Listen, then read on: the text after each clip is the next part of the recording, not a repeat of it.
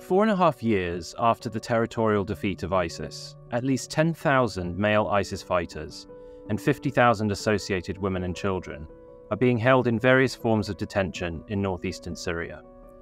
The 10,000 men and teenage boys are currently being held in a network of 26 makeshift prison facilities, administered by the Syrian Democratic Forces with some support from the United States and our coalition allies.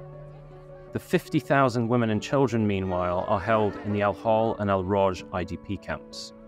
Most live in Al-Hol, where living conditions are dire, insecurity is rife, and where openly loyal ISIS operatives, both male and female, have managed to operate. This detainee crisis is completely unprecedented in scale and scope. It represents a humanitarian and a security crisis of staggering proportions, and it exists in a region already plagued by multiple ongoing conflicts and a persistent ISIS terrorist insurgency.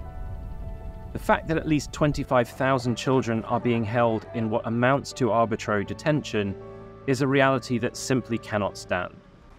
A resolution to the detainee crisis requires concerted international action and many difficult decisions. In recent years, Iraq has sustained an impressive returns process, bringing approximately 500 to 700 of its citizens back to Iraq every 6 to 8 weeks. But even at such a rate, it will take Iraq at least 5 more years to complete that process. Reintegrating Syrians to their areas of origin raises a multitude of complex, if not nearly impossible, challenges, including the fact that most come from areas now controlled by Bashar al-Assad's regime, a reality that precludes returns in almost all cases. Then there are the roughly 10,000 third country nationals, men, women, and children from more than 60 countries around the world. For them, repatriation home is the only option, but convincing governments to do so has not been an easy task. 18 months ago, the Middle East Institute and the International Centre for the Study of Radicalization at King's College London launched a major international initiative aimed at helping to resolve the detainee crisis in northeastern Syria.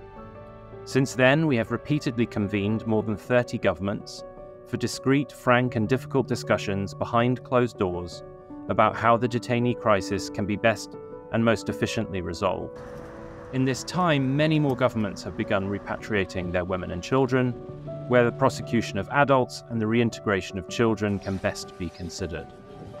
Real progress has been made, and newly found momentum is clear, but even so, we are many years, if not 2 to 3 decades, from seeing the whole crisis resolved, and we simply do not have that kind of time.